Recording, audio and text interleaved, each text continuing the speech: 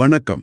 இன்னைக்கு நாம குரு சிவயோகியோட புலால் மறுப்பு சிவயோகியின் மறைஞானம் நூல்ல இருந்து சில முக்கியமான விஷயங்களை கொஞ்சம் ஆழமா பார்க்க போறோம். ஆமா, இதுல சிவயோகி சில வழக்கமான கருத்துக்களை அப்படியே புரட்டி போடுறாருன்னு சொல்லலாம். நிச்சயமா. குறிப்பா புலால் மறுப்பு சைவம் பத்தி அவர் சொல்ற கருத்துக்கள் எல்லாம் கொஞ்சம் வித்தியாசமா இருக்கு. ஆமா, கொஞ்சம் யோசிக்க வைக்குது. சைவம்ங்கிறதே ஒரு சதி அப்படின்னு அவர் சொல்றது உண்மையிலேயே கவனிக்க வேண்டிய ஒண்ணு.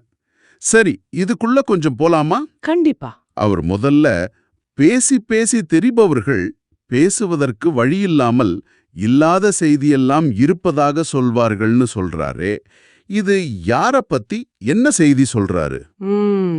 இங்க சிவயோகி இந்த புலால் அப்படிங்கிற வார்த்தையோட உண்மையான அர்த்தம் தெரியாம பேசுறவங்கள சொல்றாரு. ஓ, நாம பொதுவா புலால்னா என்ன நினைக்கிறோம்? மாமிசம், கறி, அப்படிதானே? ஆமா, அதுதான். ஆனா சிவயோகி என்ன சொல்றாருன்னா, புலனின் பன்மை புலால் என்று அறியாமல் மக்கள் இருக்காங்கன்னு சொல்றாரு. புலனின் பன்மை அப்படின்னா? அதாவது நம்ம ஐம்புலன்கள் இருக்கு இல்லையா, கண், காது, மூக்கு, நாக்கு, மெய், இது வழியா வர்ற அடக்க முடியாத ஆசைகள், இச்சைகள், அதோட பெருக்கம்தான் உண்மையான புலால்னு சொல்றாரு. அப்படியா? இது முற்றிலும் வேற கோணமா இருக்கே. அப்போ இது வெறும் சாப்பாடு விஷயம் இல்லையா? இல்லவே இல்ல. இது புலனடக்கம் சம்பந்தப்பட்டது, மனசோட நிலைமை பத்தினது. சரி சரி. அப்போ அவர் சைவம் பத்தி சொல்றது இன்னும் தீவிரமா இருக்கே. மனிதரில் புனிதர் என்று மதிகெட்ட மூடரெல்லாம் சதி செய்த செயல்தான் சைவம் என்ற உணவு முறைன்னு சொல்றாரு. சைவம் ஒரு சதியா? ஏன் அப்படி சொல்றாரு? ஆமா, இதுதான் அவரோட ரொம்ப புரட்சிகரமான கருத்துன்னு சொல்லலாம். என்னன்னா, குறிப்பிட்ட சாப்பாட்டை சாப்பிடாம விட்டா மட்டும் ஒருத்தர் புனிதர் ஆகிட முடியாதுன்னு அவர் நம்புறாரு. ஓஹோ. புனிதம்ங்கிறது அறிவோடையும் விழிப்புணர்வோடையும் சம்பந்தப்பட்டதுன்னு சொல்றாரு. அதனாலதான் அறிந்தவன் சைவமானான், அறியாதார் அசைவமானார்னு சொல்றாரு. ஓ, அப்போ இங்க சைவம் அசைவம்ங்கிறது சாப்பாட குறிக்கலையா? கரெக்ட். இங்க சைவம்னா அறிஞ்ச நிலை, விழிப்புணர்வு நிலை. அசைவம்னா அறியாமை நிலை, அவ்வளவுதான். அப்போ நாம அசைவம்னு சொல்ற சாப்பாட பத்தி அவர் என்ன சொல்றாரு? அதனாலதான் அசைவம் என்ற உணவில்லை, அச்சப்பட தேவையில்லைன்னு சொல்றாரு. அதாவது சமூகம் சொல்ற அந்த அசைவம்ங்கிற வார்த்தையை கேட்டு பயப்பட வேண்டாம்னு சொல்றாரு. அப்போ அந்த சதின்னு சொன்னதை எதை குறிக்குது? இந்த உண்மைய மறைச்சு வெறும் சாப்பாட்டு விஷயத்த மட்டும் புடிச்சுக்கிட்டு அதுதான் புனிதம்னு சொல்றாங்க இல்லையா, அந்த போக்கு தான் அவர் சதிங்கிறாரு. அடையப்பா, இது நாம பொதுவா கேள்விப்படுறதுக்கு ரொம்பவே எதிரா இருக்கே. ஆமாம். அப்புறம் கல்லாத மனிதரின் கருத்தை எல்லாம் ஏற்காதேனோ, உன் உணவை தள்ளாதே, உரிமையை நீ இழக்காதேன்னு சொல்றாரே, இது தனிப்பட்ட உணவு சுதந்திரம் பத்தினதா? சரியா சொன்னீங்க. அதாவது அறிவு இல்லாதவங்க, உண்மைய உணராதவங்க சொல்ற கருத்துக்களையோ அவங்க திணிக்கிற கட்டுப்பாடுகளையும் ஏத்துக்காதீங்கன்னு சொல்றாரு.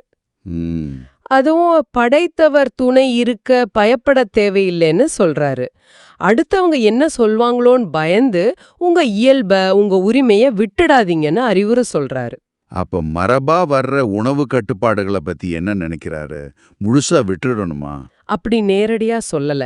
ஆனா யார் சொல்றாங்கன்னு பாருங்க, அவங்க உண்மையா அறிஞ்சவங்களான்னு பாருங்க. இல்லைன்னா அவங்க பேச்ச கேட்டு உங்க உரிமையை இழக்காதீங்கன்னு சொல்றாரு. சரி, புரியுது. அப்போ உண்மையான புனிதம் எதுல இருக்குன்னு அவர் சொல்றாரு? அதுக்குதான் கடைசியா வராரு. உண்மையான புனிதம்ங்கிறது இறைவனை அறிவதில் இருக்குங்கிறாரு. அவனின்றி நான் இல்லை, அறிந்தவர் புனிதராவார்னு முடிக்கிறாரு. ஆஹா. மத்தவங்க சொல்ற உணவு கட்டுப்பாட்டால மட்டும் புனிதம் வராது. ஆக சிவயோகியோட மத்த கருத்தும் என்னன்னா, சொல்லுங்க. உண்மையான சைவம்ங்கிறது புலன்களை அடக்கி விழிப்புணர்வோட இருக்கிறது. ஆனா நாம இப்ப பொதுவா சொல்ற உணவு சார்ந்த சைவம் இருக்கே, ஆமா, அது இந்த உண்மையான அர்த்தத்தை மறைக்கிற ஒரு தவறான வழி நடத்துற கருத்தா மாறிடுச்சுன்னு அவர் வாதாடுறார். ரொம்ப ஆழமான பார்வை. ஆக இன்னைக்கு நாம சிவயோகி எப்படி புலால் சைவங்கிற வார்த்தைகளுக்கே ஒரு புதிய அர்த்தம் கொடுக்கறாருன்னு பார்த்தோம். ஆமா, புலால்னா வெறும் மாமிசம் இல்ல, அது புலனீச்சைகளின் பெருக்கம்னோ. சைவம்னா வெறும் உணவு கட்டுப்பாடு இல்ல, அது ஒரு அறிவு நிலைன்னு அவர் சொல்றத விரிவா பார்த்தோம். உணவு முறைய வச்சு புனிதம் பேசுறத அவர் ரொம்ப கடுமையா கேள்வி கேட்கிறாரு. சரி, இந்த உரையாடலோட இறுதியில கேட்கறவங்களுக்காக ஒரு சின்ன சிந்தனை தூண்டல். சொல்லுங்க. சிவயோகி சொல்ற மாதிரி புலால் என்பது வெறும் சாப்பாடா பார்க்காம நம்ம புலன் ஆசைகளின் பெருக்கமா பார்த்தா அது உங்க அன்றாட வாழ்க்கையில ஒழுக்கம், சுய கட்டுப்பாடு, தூய்மை பத்தி நீங்க யோசிக்கிற விதத்துல ஏதாவது மாற்றத்தை ஏற்படுத்துதா? நல்ல கேள்வி. இத கொஞ்சம் யோசிச்சு பாருங்க. புலால்னா என்ன, சைவம்னா என்ன, சிவயோகியோட பார்வையில யோசிச்சு பாருங்க.